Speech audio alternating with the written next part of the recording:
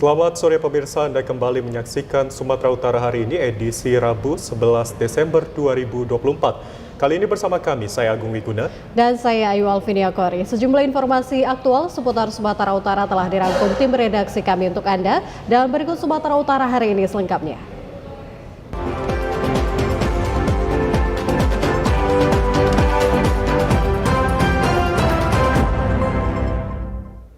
Pemirsa, Badan Narkotika Nasional musnahkan ladang ganja siap panen sekitar 1,5 hektar di kawasan perbukitan Torsihite, Kecamatan Tambangan, Mandailing, Natal, Sumatera Utara. Penemuan ladang ganja di kawasan perbukitan Torsihite dari Kecamatan Tambangan, Kabupaten Mandailing, Natal, Sumatera Utara merupakan hasil penyelidikan petugas Badan Narkotika Nasional sejak 2 pekan terakhir ini. Untuk menempuh ke lokasi ladang ganja tersebut, petugas harus mengitari terjalnya perbukitan Torsihite dengan waktu tempuh sedikitnya 8 jam perjalanan. Temuan ladang ganja seluas sekitar 1,5 hektar terlihat sebahagian baru saja dipanen oleh pelakunya. Setelah dilakukan pendataan oleh petugas, ribuan batang pohon ganja berukuran 1 hingga 1,5 meter yang ditemukan ini kemudian langsung dimusnahkan oleh tim gabungan melibatkan BNN Provinsi Sumatera Utara, BNN Kabupaten Mandailing, Natal, dan petugas Polres Madinah serta dibantu warga. Pemusnahan ladang ganja dilakukan dengan cara dicabut lalu dibakar di lokasi. Sebagian dibawa untuk dijadikan barang bukti. Ladang ganja yang kita musnahkan pada hari ini merupakan hasil lidik. Udah lebih dari 2 minggu kita melakukan penyelidikan sehingga kita menemukan ladang ganja lebih kurang luasnya 1,5 hektar. Namun sebagian daripada ladang ganja ini telah dipanen. Bahkan di TKP kita temukan banyak yang sudah dipanen dalam keadaan terjemur.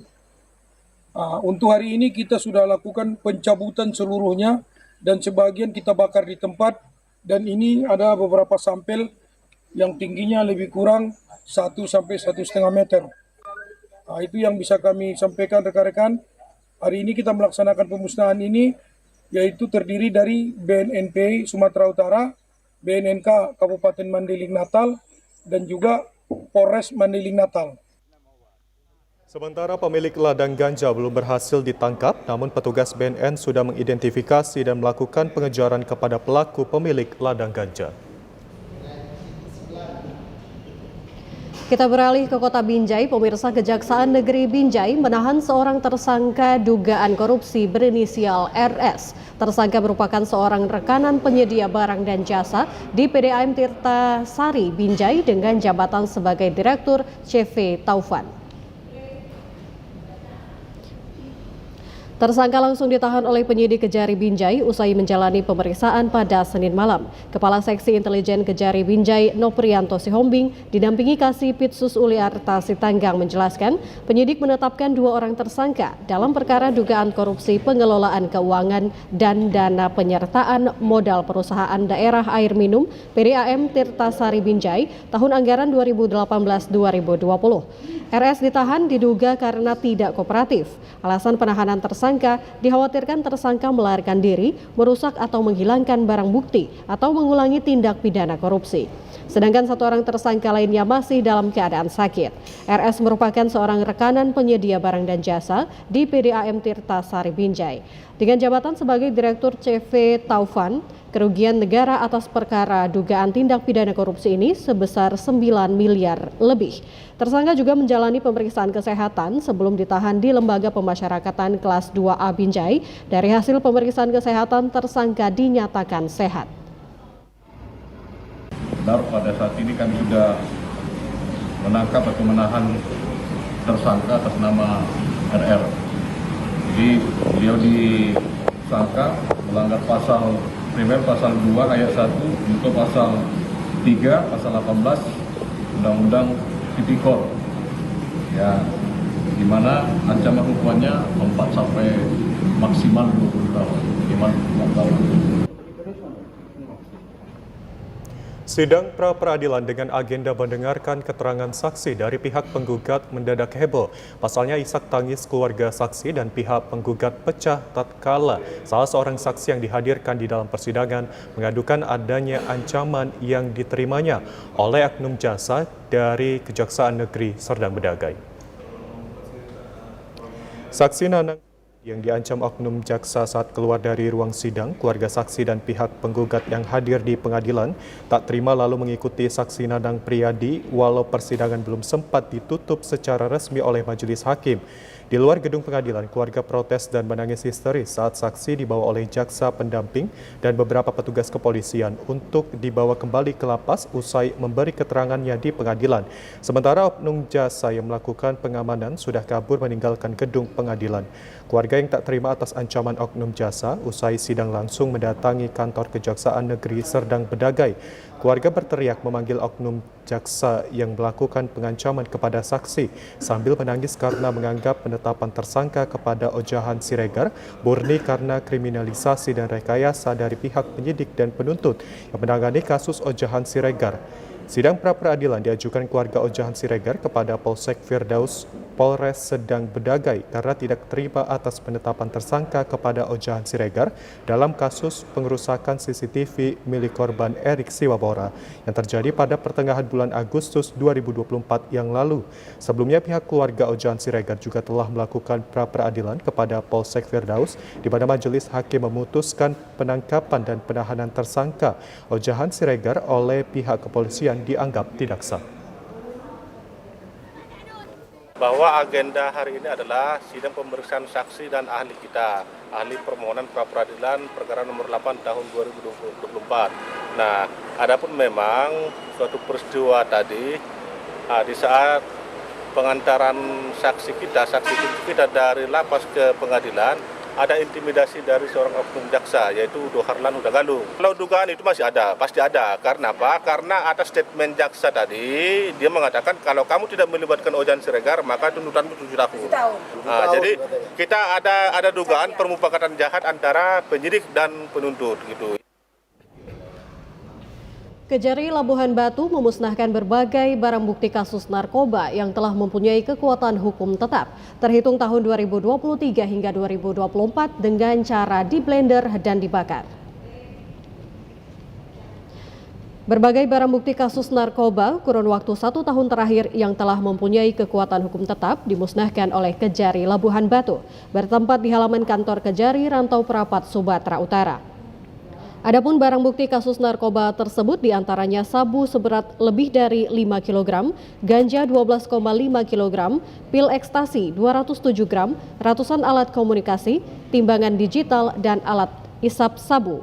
Kasih Pengelolaan Barang Bukti dan Barang Rampasan atau PB3R Kejari Labuhan Batu, Ardian Syah Hasibuan menyebutkan, barang bukti narkoba yang dimusnahkan merupakan penyisihan dari Laboratorium Polda Sumut yang diserahkan oleh penyidik Sat Narkoba Polres Labuhan Batu dan Badan Narkotika Kabupaten Labuhan Batu Utara, serta telah mempunyai kekuatan hukum yang tetap atau inkar.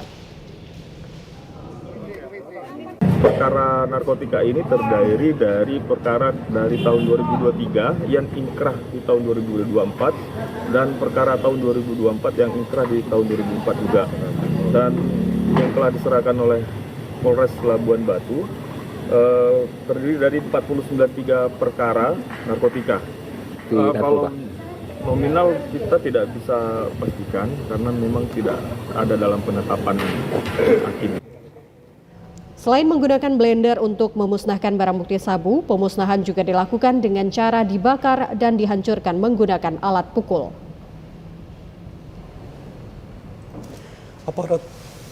Aparat kepolisian dari Polres Pelabuhan Belawan membubarkan tawuran antar kelompok pemuda di Belawan. Polisi turut mengamankan sejumlah pemuda yang terlibat tawuran.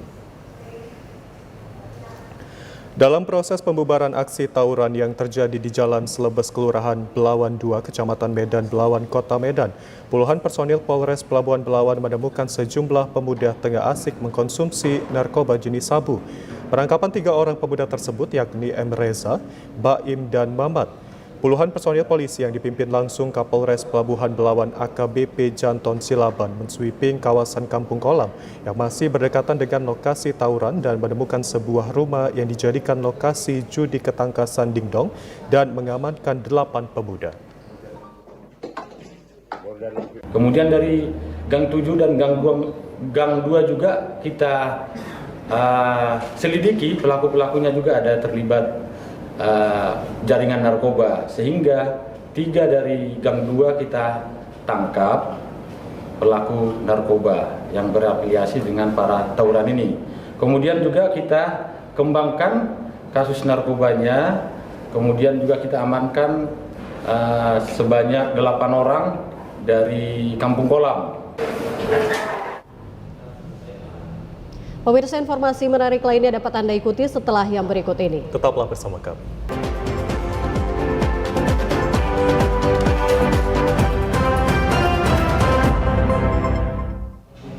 Terima kasih Anda masih bersama kami. Pemirsa, sekitar 1 bulan lamanya Desa Air Hitam, Kecamatan Kualuh Ledong, Kabupaten Labuhan Batu Utara, terendam air akibat banjir kiriman. Akses satu-satunya jalan menuju ke desa tersebut terpaksa menggunakan rakit. Beginilah kondisi Desa Air Hitam sudah 1 bulan lamanya. Di beberapa titik badan jalan menuju desa terputus akibat terendam air banjir kiriman. Warga berinisiatif memanfaatkan rakit sebagai alat penyeberangan kendaraannya. Selain merendam sedikitnya 800 rumah warga, banjir ini juga menggenangi ribuan hektar lahan pertanian dan perkebunan. Selain itu juga sejumlah rumah ibadah, fasilitas pemerintah seperti kantor kepala desa dan polides, serta gedung sekolah terpaksa siswanya diliburkan. Akibat banjir tersebut, sebagian warga terpaksa meninggalkan rumah dan mengungsi ke rumah saudara mereka ke dataran lebih tinggi yang tidak terendam banjir. Dampak dari banjir berkepanjangan tersebut membuat perekonomian warga sebagian besar sebagai petani nyaris lumpuh karena tidak dapat memanen hasil perkebunan milik mereka. Banjir di Desa Air Hitam ini udah 1 bulan penuh, Pak. Cuma 3 hari ini terguyur hujan, tambah lagi. Mulai pasang tambah pasang, tambah air hujan. Nah, ini naik lagi lah banjir itu, Pak. Kalau sekitar hampir 800 kakak lebih lah, Pak. Kalau untuk yang terendam total air. Kemungkinan ya mengungsi, tetanggaku sendiri ada yang mengungsi. Banyak mengungsi lah. Kalau bantuan memang ada dari kecamatan, dari kabupaten ada, tapi ya belum memadai lah kalau untuk dibagi rata untuk warga. Kalau harapan saya selaku masyarakat Air Hitam ini, ya kalau bisa pemerintah kabupaten, provinsi, entah dari provinsi lah jelasnya kan, minta harapan bantuan lah untuk warga di Desa Air Hitam ini. Meskipun pemerintah setempat sudah memberikan bantuan berupa sembako, namun bantuan tersebut belum dapat membantu penderitaan warga korban banjir. Pasalnya akibat banjir tersebut, sebagian besar warga desa nyaris kehilangan mata pencaharian sebagai petani. Ya, pemirsa, 2 kecamatan di Kota Tanjung Balai digenangi banjir sejak 3 bulan terakhir. Pemerintah kota pun menetapkan status tanggap darurat dari sebelumnya siaga darurat. Banjir di 2 kecamatan yakni Datuk Bandar dan Kecamatan Datuk Bandar Timur tidak hanya menggenangi pemukiman warga, banjir juga merambah ke akses jalan sehingga berdampak terhadap aktivitas warga dalam mencari rezeki. Banjir setinggi 30 hingga 50 cm ini diakibatkan curah hujan tinggi serta meluapnya air sungai dan pasang air laut. Sebanyak 22.000 kepala keluarga terdampak banjir sehingga sebagian warga memilih mengungsi ke rumah kerabat meski pemerintah telah mendirikan tenda darurat. Sekretaris Daerah Kota Tanjung Balai, Nur Maidi, menyebutkan banjir terjadi sejak awal Oktober hingga saat ini. Meski banjir sempat surut, namun saat ini air mengalami kenaikan sehingga Pemko Tanjung Balai menetapkan status tanggap darurat. Meski terkesan lambat dalam penanganan saat ini, Pemko Kota Tanjung Balai mulai menyalurkan bantuan serta memberikan fasilitas berobat gratis bagi para warga yang mengalami keluhan sakit akibat banjir. Kemarin 18 Oktober mulai masyarakat banjir, kita katakan siaga darurat, kemudian sempat surut sekitar 2-3 minggu dan di Desember kembali air naik lagi sampai saat ini. Jadi memang kemarin Bapak Wali Kota telah menetapkan di 2 kecamatan ini dalam situasi siaga darurat. Pemirsa, diduga akibat hubungan pendek arus listrik, 2 unit rumah semi permanen di Kota Medan ludes terbakar. Dalam peristiwa ini, 1 orang warga dikabarkan mengalami luka bakar. Video amatir merekam asap hitam pekat membumbung tinggi dari sebuah rumah yang terbakar di kawasan Jalan Rahmat Syah, Medan siang kemarin. Banyaknya material yang terbuat dari kayu serta lokasi di kawasan padat penduduk membuat api dengan cepat merambat ke seluruh isi rumah dan menyambar rumah di belakangnya. Petugas pemadam kebakaran yang menurunkan 7 unit mobil pemadam langsung berjibaku memadamkan api. Warga di sekitar lokasi kebakaran pun langsung mengevakuasi barang berharganya lantaran takut api menyambar ke rumah warga lainnya. Kepala Dinas Pemadam Kebakaran dan Penyelamatan Kota Medan, M. Yunus, mengatakan ada 1 orang korban mengalami luka bakar dan pada peristiwa ini dan korban sudah dievakuasi tim PRC Dinas Kesehatan Kota Medan. Untuk penyebab kebakaran masih dalam penyelidikan, namun dugaan awal kebakaran terjadi akibat korsleting listrik. Pemadam Kebakaran Kota Medan melalui Pusdatin menerima telah terjadi kebakaran di Jalan Ramaksa, Kota Maksum, Kecamatan Kendaria. Saat ini tim kita sudah melaksanakan pendinginan dan ada 2 objek rumah yang terbakar.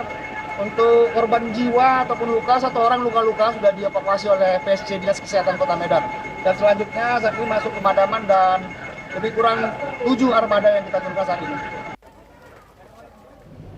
Untuk membantu menghilangkan trauma pasca banjir, sekelompok anak muda asal Medan menggelar aksi trauma healing pada anak-anak korban banjir di Desa Marindal 1, Kecamatan Patumbak, Kabupaten Deli Serdang. Hingga hari ini ratusan kepala keluarga masih mengungsi karena kondisi rumah masih berlumpur pasca kejadian banjir beberapa waktu lalu. Komunitas pemuda bernama Kolaborasi Kebaikan melaksanakan program trauma healing atau penyembuhan rasa trauma kepada ratusan anak-anak korban banjir di Desa Marindal 1, Kecamatan Patumbak, Kabupaten Deli Serdang. Aksi para pemuda ini mengajak anak-anak korban banjir untuk sejenak melupakan bencana banjir yang mereka alami hingga menyebabkan mereka belum bisa bersekolah dalam beberapa hari ini.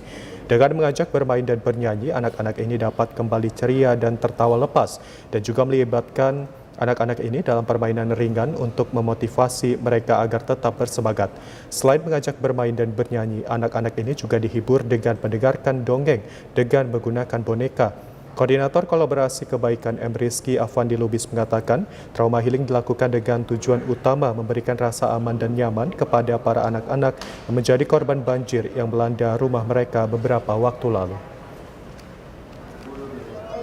Kami masyarakat, khususnya dari kita Kolaborasi Kebaikan hadir di tengah masyarakat, juga di tengah anak-anak untuk memberikan mereka semangat melalui trauma healing, memberikan motivasi sehingga mereka bisa dapat banyak menerima bahwasannya hal-hal semangat dari hadirnya kita di sini. Sekitar 300 rumah direndam banjir setinggi 2 meter lebih beberapa waktu lalu. Ratusan kepala keluarga terpaksa mengungsi ke posko dan rumah keluarga. Bahkan untuk sementara menyewa rumah karena masih terdampak banjir dan lumpur. Pemirsa, seorang anggota Polri tewas setelah mobil yang dikemudikannya bertabrakan dengan truk tronton di Jalan Lintas Sumatera, Kabupaten Asahan. Peristiwa kecelakaan lalu lintas yang merenggut nyawa personil Polsek Pulau Raja bernama Aibtu Juliarman terjadi di Jalan Lintas Sumatera kilometer 200 Kecamatan Rahuning, Kabupaten Asahan pada Senin malam lalu. Kepala Satuan Lalu Lintas Polres Asahan AKP Resti Widyasari mengatakan kedua kendaraan yang terlibat tabrakan datang dari arah yang berlawanan. Akibat tabrakan tersebut, mobil yang dikemudikan korban rusak berat. Korban pun sempat dilarikan ke rumah sakit untuk mendapat perawatan medis, namun akhirnya meninggal dunia.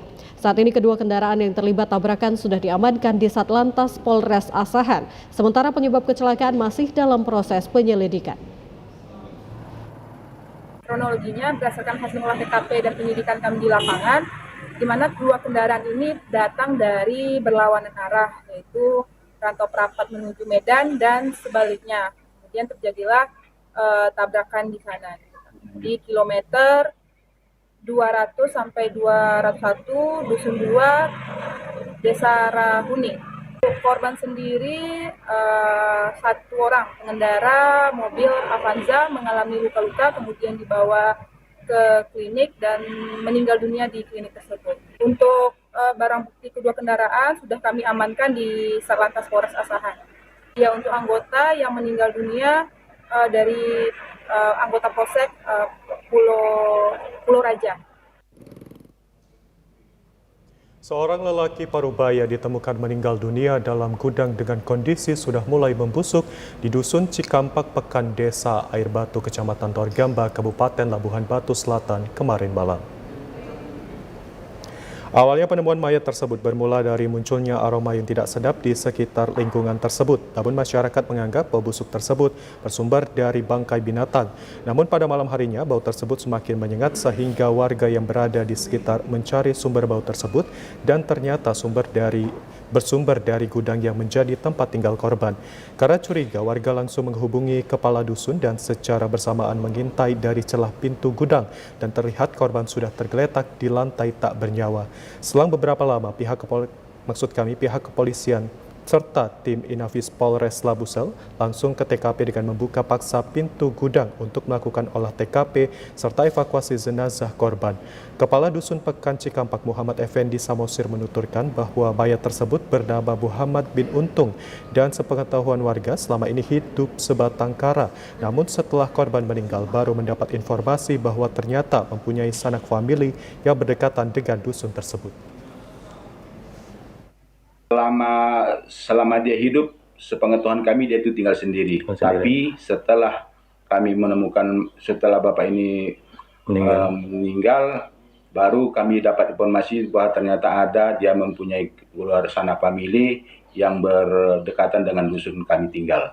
Sudah dikebumikan, mungkin kalau tidak saya salah informasi, tadi pagi sudah dikebumikan karena sewaktu mayat ditemukan pada malam tadi malam, mau langsung dikebumikan, tapi kondisi tidak memungkinkan, maka ditunggu sampai besok harinya. Petugas Unit Perlindungan Perempuan dan Anak Satuan Reserse Kriminal Polrestabes Medan resmi menahan tersangka pelaku penganiayaan hingga tewas terhadap 3 orang anak yang diduga diantaranya masih berusia balita di kawasan Jalan Rel Bandar Khalifah Tembung, Percut Seituan, Deli Serdang. Tersangka mengaku sakit hati karena sering dirundung oleh ketiga anak tersebut. Peristiwa penganiayaan yang menyebabkan korbannya tewas ini sempat menghebohkan warga sekitar lokasi kejadian. Polisi yang tiba di lokasi langsung melakukan olah tempat kejadian perkara dan memeriksa beberapa saksi untuk mengetahui alur peristiwa sebenarnya. Berdasarkan pengakuan tersangka Rudi Sihaloho kepada polisi, emosinya tidak terbendung lagi saat ketiga anak yakni Owen Simarmata, Nathan Simarmata, dan Daren Simarmata melontarkan ledekan terhadap dirinya. Ledekan dan rundungan itu disebut berulang kali setiap bertemu dengan tersangka yang merupakan tetangganya sendiri. Merasa gelap mata, tersangka lalu mengambil sebilah pisau dapur dan menganiaya ketiga anak tersebut hingga bersimbah darah dan 2 diantaranya tewas setelah mendapatkan perawatan di rumah sakit. Wakapolrestabes Medan AKBP Anhar Arlia Rangkuti menyebutkan usai menganiaya ketiga korban dengan senjata tajam jenis pisau, tersangka lalu menyerahkan diri ke polisi dan kini telah ditahan di Mapolrestabes Medan. Di mana ada terjadi kasus penganiayaan terhadap anak, di mana korban ada 3 dan kami sampaikan juga dari ketiga korban itu 2 sudah meninggal dunia. Kemudian tersangka RS sudah diamankan oleh anggota Reskrim.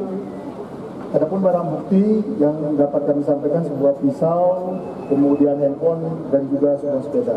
Adapun motif daripada tersangka melakukan ini adalah karena sakit hati, karena yang disampaikan sama tersangka selalu diejek-ejek. Polisi kini masih melakukan pendalaman lebih lanjut terhadap tersangka, termasuk memeriksa kesehatan mentalnya. Pelaku dijerat dengan pasal 338 KUHP tentang pembunuhan dan terancam hukuman 15 tahun penjara. Ya, pemirsa, kami akan segera kembali usai jeda berikut. Tetaplah bersama kami.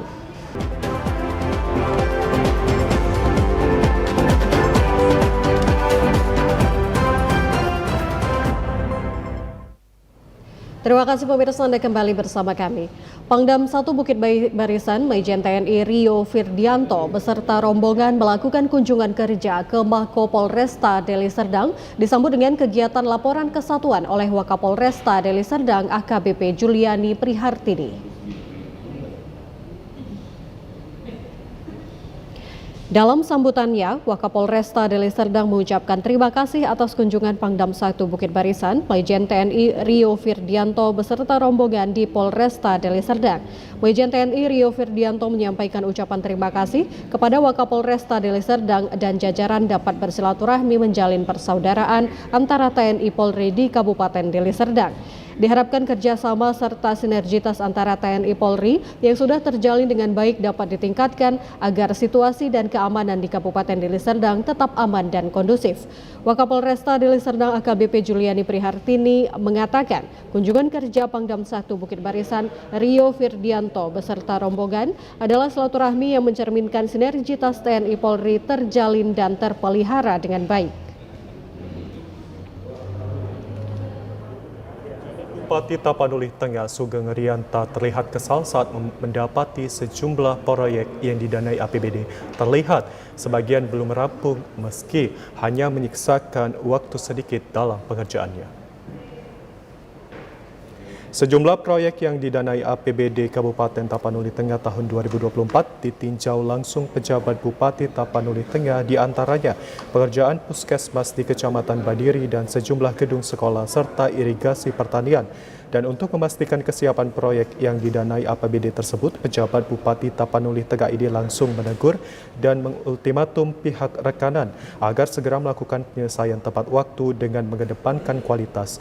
Pejabat Bupati Tapanuli Tengah Sugeng Rianta menduga lambatnya pengerjaan proyek diduga disebabkan pihak rekanan kekurangan modal dalam melakukan pekerjaan sehingga hal itu bisa merugikan masyarakat.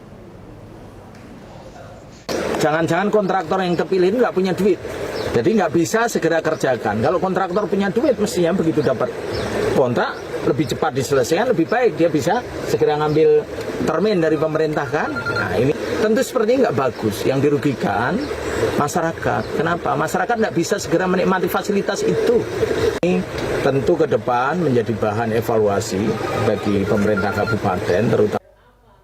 Sejumlah proyek yang didanai APBD Kabupaten Tapanuli Tengah tahun 2024 yang ditinjau langsung pejabat Bupati Tapanuli Tengah, diantaranya pekerjaan puskesmas di Kecamatan Badiri dan sejumlah gedung sekolah serta saluran irigasi. Pemirsa, uji coba program makan bergizi gratis untuk para pelajar merupakan salah satu program unggulan Presiden Prabowo Subianto, masih menunggu peraturan pemerintah agar dapat terlaksana dengan baik.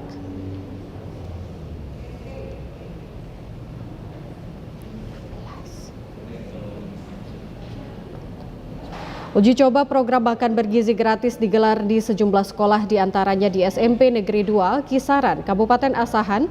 Kegiatan ini dihadiri Sekretaris Daerah Pemkab Asahan Zainal Arifin Sinaga dan instansi terkait lainnya untuk melihat langsung pendistribusian dan jenis makanan bergizi gratis yang dibagi. Kegiatan diawali dengan melakukan sosialisasi program makan bergizi gratis kepada para siswa. Dilanjutkan dengan pembagian paket makanan berisi nasi, ayam goreng, dan sayuran. Dalam keterangan, Sekretaris Daerah Pemkab Asahan mengatakan, uji coba program makan bergizi gratis akan terus dilakukan di 25 kecamatan yang ada dengan menggunakan dana yang bersumber dari APBD Kabupaten Asahan tahun 2024. Terlaksananya program uji coba makan bergizi gratis ini dapat memberi pemahaman kepada peserta didik dan masyarakat tentang pentingnya pemenuhan asupan karbohidrat dan gizi pada tubuh manusia. Kabupaten Asahan pada hari ini menetapkan ada 3 sekolah, 1 SMP, yang kedua 2 adalah SD negeri, dan melakukan coba pemberian makanan bergizi gratis ini untuk ke 25 kecamatan. Teknisnya kita masih melakukan kegiatan ini dengan menggunakan APBD 2024 dan kita masih menunggu aturan ketentuan yang lebih lanjut.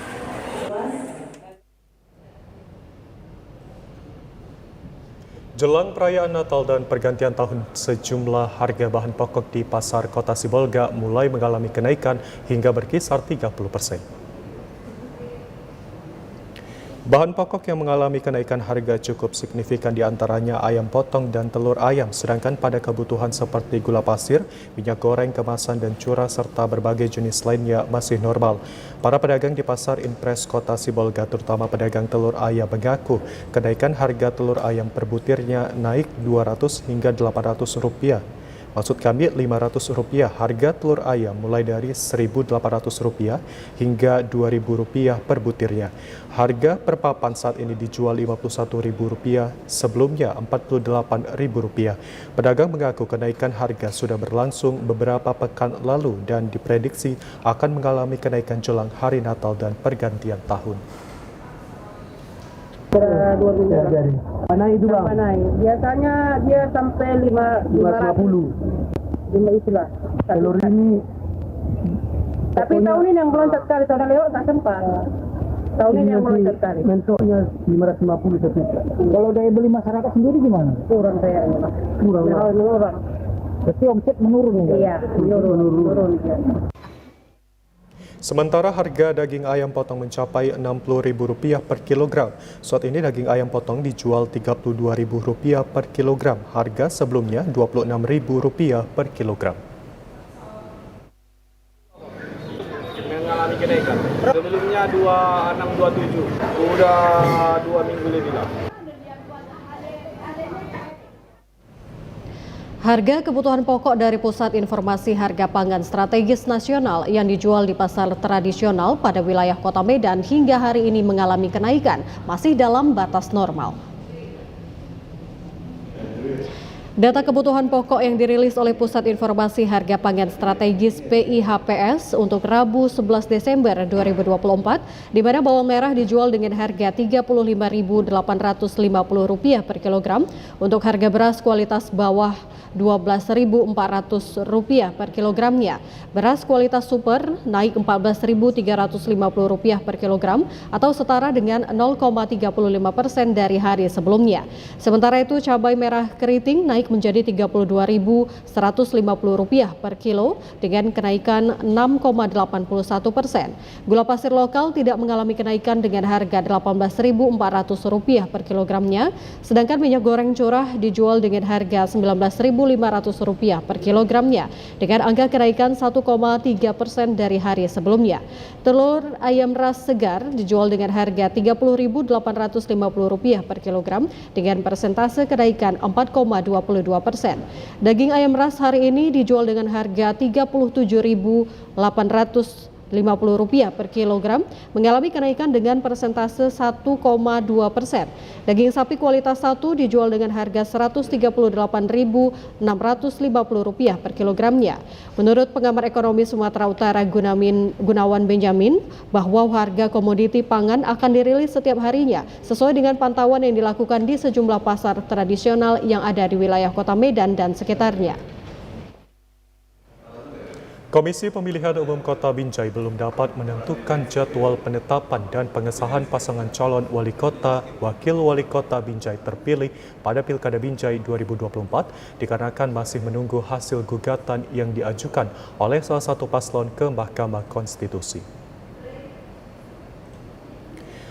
Arifin membenarkan pihaknya memang telah mendapat kabar adanya salah satu paslon nomor urut 3 yang mengajukan gugatan ke MK terkait soal SK yang dikeluarkan oleh KPU Kota Binjai, sehingga pihaknya masih menunggu hasil putusan dari MK terlebih dahulu atas gugatan yang dilayangkan oleh pasangan calon nomor urut 3. Pihak KPU tetap menghormati adanya upaya gugatan oleh salah satu paslon ke MK karena itu sah dan memang hak paslon yang merasa keberatan. Arifin menilai dalam membuat keputusan KPU tentunya sudah melalui proses rapat pleno rekapitulasi dilaksanakan sesuai aturan dan prosedur berlaku. Namun karena ada gugatan, pihaknya masih menunggu hasil keputusan MK. Berdasarkan hasil rapat pleno rekapitulasi oleh KPU Kota Binjai, menetapkan pasangan calon nomor urut 4 Abir Hamzah Hasanul Jihadi unggul dengan perolehan suara 38.669 suara atau 31,29%. Sementara pasangan calon nomor urut 3, Donald Andri Alfisah memperoleh suara 34.992 dengan persentase 28,31%. Selanjutnya pasangan nomor urut 2, Zainuddin Purba Hendro Susanto memperoleh suara 31.673 suara dengan persentase 25,63%. Terakhir, pasangan nomor urut 1, Tengku Rizky Alis Syahbada Aulia Hardi memperoleh suara 18.258 dengan persentase 14,77%. Iya, kalau kami menanggapi itu adalah hak daripada paslon 03 terhadap apa yang telah menjadi keputusan KPU Kota Binjai. Karena itu hak, ya sah-sah saja. Namun kita sebagai penyelenggara dan membuat keputusan daripada pleno yang sudah kita plenokan, maka kita wajib untuk mempertahankan dari apa yang sudah kita putuskan. Namun itu semua tergantung dari keputusan di Mahkamah Konstitusi. Apakah Mahkamah Konstitusi menerima gugatan daripada paslon 3 atau menolak. Jadi sifatnya kita akan menggunakan hak kita di dalam jawab-menjawab daripada gugatan paslon 03 tersebut. Majelis Hakim Pengadilan Negeri Gunung Sitoli menjatuhkan hukuman 2 bulan penjara kepada 3 orang terdakwa kasus perkara dana pemilu tahun 2024. Hukuman itu turun dari tuntutan jaksa penuntut umum sebelumnya 4 bulan penjara. Sidang di Pengadilan Negeri Gunung Sitoli dengan agenda pembacaan putusan atas perkara pidana pemilu digelar Senin 9 Desember 2024. 3 orang terdakwa merupakan oknum ASN aktif di lingkungan pemerintah kota Gunung Sitoli. Masing-masing Oimonaha Warubu sedang menjabat sekretaris daerah, kemudian Ekuator Jaya Daily, kepala BPBD Gunung Sitoli, serta Tema Aro Telombanua. Sehari-hari menjabat staf ahli, semuanya hadir dalam sidang. Dalam putusan yang dibacakan Ketua Majelis Hakim PN Gunung Sitoli Zulfadli SHMH bersama 2 hakim anggota menjatuhkan hukuman 2 bulan penjara kepada terdakwa dengan denda 2 juta rupiah subsidiar 1 bulan. Hukuman itu turun dari sebelumnya pihak JPU menuntut 4 bulan kurungan penjara. Ketiga terdakwa terbukti secara sah dan meyakinkan melanggar tindak pidana pemilu. Kehadiran 3 terdakwa untuk bersaksi di PT UN Medan bukan atas permintaan hakim PT UN, tetapi atas permintaan paslon 01 dengan menggunakan keuangan negara.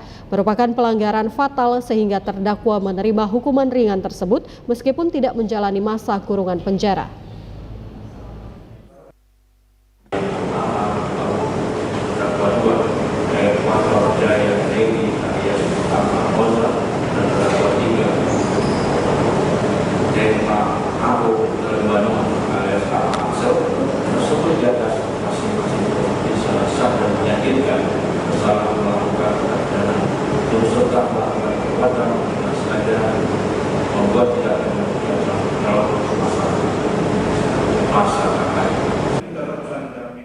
Sebelumnya, sejumlah pihak yang mendesak kasus perkara pidana pemilu itu menginginkan pejabat negara, pejabat aparatur sipil negara tidak membuat keputusan atau tindakan yang merugikan salah satu pihak pada pesta demokrasi. Putusan kali ini pun harus menjadi peringatan dan kehati-hatian semua pihak untuk taat pada aturan yang berlaku. Komunitas peduli TBC mendatangi DPRD Kabupaten Deli Serdang dengan melakukan audiensi dengan tujuan penanggulangan tuberkulosis TBC dapat menjadi peraturan daerah Ranperda di Kabupaten Deli Serdang. Pertemuan ini berlangsung di ruang Komisi 4 DPRD Kabupaten Deli Serdang kemarin. Ketua Cabang Komunitas Peduli TBC Kabupaten Deli Serdang, Taufik Hidayat mengungkapkan kehadiran Komunitas Peduli TBC untuk turut membantu pemerintah dalam upaya percepatan eliminasi TBC 2030. Untuk diketahui penyebaran kasus TBC tingkat dunia pada tahun 2024, Indonesia masuk di urutan kedua setelah negara India dengan total 1.090.000 kasus. Sementara di tingkat nasional, Sumatera Utara masuk di urutan ketiga setelah Jawa Timur dan Jawa Barat dengan total 74.434 kasus. Dan Deli Serdang urutan kedua setelah Kota Medan dengan jumlah 8.990 kasus. Upaya penanggulangan TBC bisa dilakukan oleh legislatif dengan mengadakan peraturan peraturan daerah tentang TBC.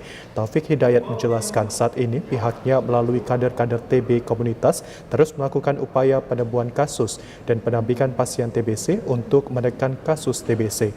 Untuk itu perlu adanya penguatan dari pemangku kebijakan berupa regulasi agar kegiatan penanggulangan TBC bisa lebih masif dan berkesinambungan. Sudah aktif, Dinas Kesehatan sudah berperan. Tetapi memang yang sangat kita dasari adalah kepada masyarakat.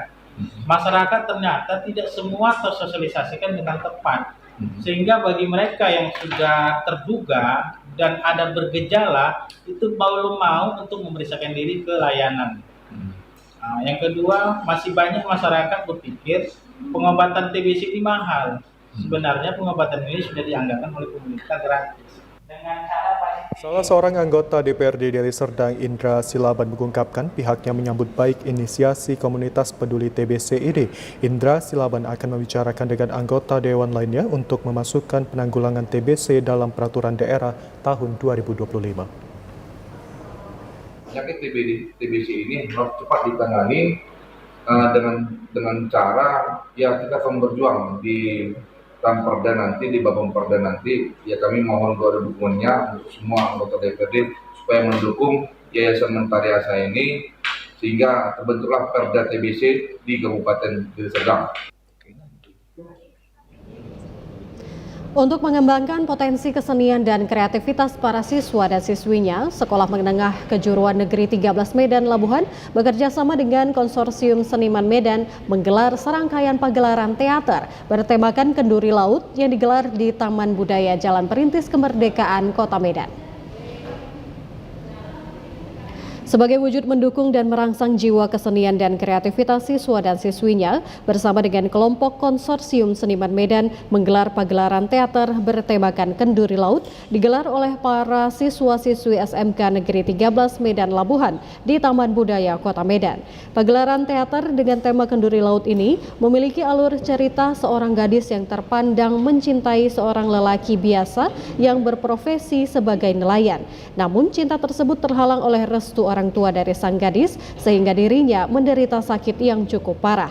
Sementara itu Kepala Sekolah SMK Negeri 13 Medan Labuhan Sunario mengatakan meski masih terdapat beberapa kali kesalahan dalam memainkan perannya di atas panggung, namun pihak sekolah mengapresiasi para siswa dan siswi yang memiliki keberanian dan semangat untuk menghidupkan lagi seni akting teater yang kini jarang digandrungi oleh anak muda. Dirinya berharap pagelaran teater ini menjadi pembuka untuk anak muda agar tidak melupakan kesenian tradisional agar terhindar dari kenakalan remaja yang dapat merugikan diri sendiri maupun orang lain. Merasa sangat senang dan bangga bahwa potensi anak-anak dari jurusan perfilman itu dapat disalurkan melalui teater yang mereka buat bersama dengan Paksi. Ini atas semua dukungan semua pihak sehingga di sini dapat wujud dan dapat ditampilkan dengan baik walaupun masih baru pertama. Ya, pemirsa, berikut informasi perakiraan cuaca di sejumlah daerah di Sumatera Utara dari Badan Meteorologi, Klimatologi, dan Geofisika Wilayah 1 Medan berlaku pada Kamis 12 Desember 2024. Halo Sobat BMKG, senang sekali rasanya dapat bertemu kembali dengan saya, Putri Afrija, Perakirawan BBMKG Wilayah 1, yang akan memberikan informasi perakiraan cuaca dan juga hotspot untuk Provinsi Sumatera Utara berlaku hari Kamis 12 Desember 2024. Pada pagi hari, cerah berawan dan berpotensi hujan ringan di sebagian wilayah Sumatera Utara. Hujan ringan berpotensi terjadi di wilayah Kota Gunung Sitoli, Mandailing Natal, Nias Selatan, Nias Utara, Tapanuli Selatan, dan sekitarnya.